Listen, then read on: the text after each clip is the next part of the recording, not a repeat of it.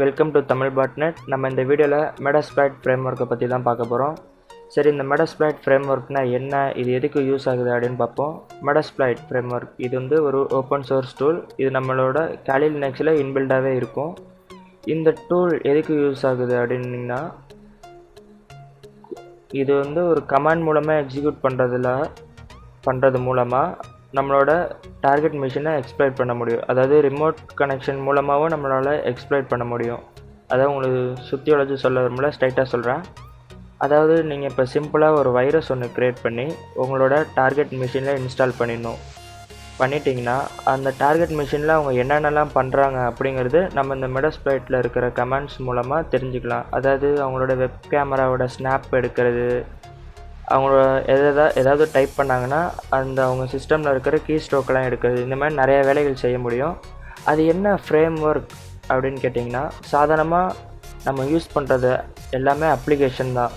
அதாவது application means என்னென்னா, நம்ம இப்போ சும்மா எக்ஸாம்பிளுக்கு SQL மேப் எடுத்துக்கோம். SQL மேப்போட வேலை என்னென்னா, அது வந்து ஏற்கனவே ப்ரோக்ராம் பண்ணி வச்சுருப்பாங்க, இந்த வேலையை மட்டும்தான் செய்யணும் அப்படின்ட்டு. அதாவது SQL மேப் வந்து SQL வல்னரபிள் இருக்கிற சைட்டோட டேட்டா பேஸை மட்டும்தான் எடுக்கும். அந்த கமாண்டை நம்ம கொடுக்க அது இந்த வேலையை செய்யும். ஆனால் மெடாஸ்பிளைட் ஃப்ரேம் ஒர்க்னால் என்னென்னா, நம்ம அந்த ஃப்ரேம் ஒர்க் மூலமாக சில டூல்ஸ் நம்மளே க்ரியேட் பண்ண முடியும். அதாவது நான் இப்போ சொன்னேன்ல, பேக்டோர்ஸ், அந்த மாதிரிலாம் நம்மளே க்ரியேட் பண்ண முடியும். அதுக்கு பேர் தான் ஃப்ரேம் ஒர்க். அது மட்டும் இல்லாமல் ஒரு குரூப் ஆஃப் டூல்ஸ் சேர்ந்தது தான் ஃப்ரேம் ஒர்க். அந்த ஃப்ரேம் ஒர்க் மூலமாக நம்ம சில பேக்டோர்ஸ் இதெல்லாம் க்ரியேட் பண்ண முடியும். இப்போ உங்களுக்கு புரிஞ்சிருக்கும்னு நினைக்கிறேன். சரி, இந்த மெடாஸ்பிளைட் ஃப்ரேம் ஒர்க்கோட ஹிஸ்ட்ரி பார்ப்போம். இது வந்து 2003 வந்து பர்ல் அப்படின்ற ப்ரோக்ராமில் க்ரியேட் பண்ணாங்க. அதுக்கப்புறம் 2007 மறுபடியும் அதை ரீரைட் பண்ணாங்க. அதாவது இந்த பர்ல் ப்ரோக்ராம் எல்லாத்தையும் எடுத்துகிட்டு ரூபியில் ரீரைட் பண்ணாங்க.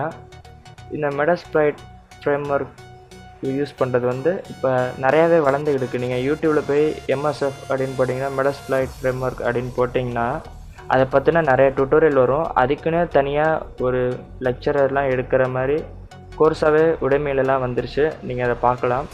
இது மூலமாக நீங்கள் எந்த மிஷினை வேணால் எக்ஸ்ப்ளாய்ட் பண்ணலாம்.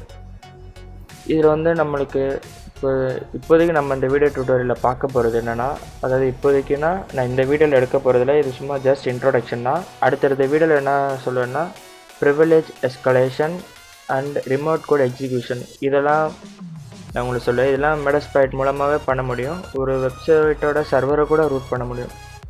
இந்தளவு பவரானது இந்த டூல். இதில் வந்து மெட்டர்பிரெட்டர் அப்படின்னு சொல்லுவாங்க. அந்த மெட்டர்பிரெட்டர் அப்படிங்கிறது என்னென்னா, அது ஒரு எக்ஸ்டென்ஷன்.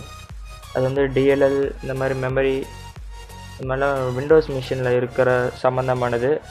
அதில் அட்டாக் பண்ணுறதுக்காக யூஸ் பண்ணுவாங்க. அந்த மெட்டர்பிரெட்டரை பற்றி சொல்லணும்னா அதுக்குன்னே ஒரு தனியாக வீடியோ போகிற லெவல், அதுவும் ஒரு பெரிய விஷயந்தான். அதுவும் இந்த மெட்டர்பிரெட்டரும் மெடாஸ்பிளைட்டில் ஒரு அங்கம். சரி, இந்த மெடாஸ்பிளைட்டை பற்றி அடுத்த வீடியோவில் அதை எப்படி யூஸ் பண்ணுறது, அதோட பேசிக் கமாண்ட்ஸ் அதெல்லாம் சொல்கிறேன். அதுக்கப்புறம் ஒரு விண்டோஸ் மிஷினில் அந்த மெடாஸ்பிளைட்டோட பேலோட செட் பண்ணி அதுலேருந்து நம்ம எப்படி டேட்டாஸ்லாம் எடுக்கிறது, அதுக்கும் அடுத்த வீடியோவில் ஒரு ஆண்ட்ராய்டுக்கு எப்படி அது பேலோட செட் பண்ணுறது அப்படின்லாம் சொல்ல போகிறேன். உங்களுக்கு இந்த வீடியோ பிடிச்சிருந்தா லைக் பண்ணுங்கள், சப்ஸ்கிரைப் பண்ணுங்கள், பிடிக்கலன்னா டிஸ்லைக் பண்ணுங்கள்.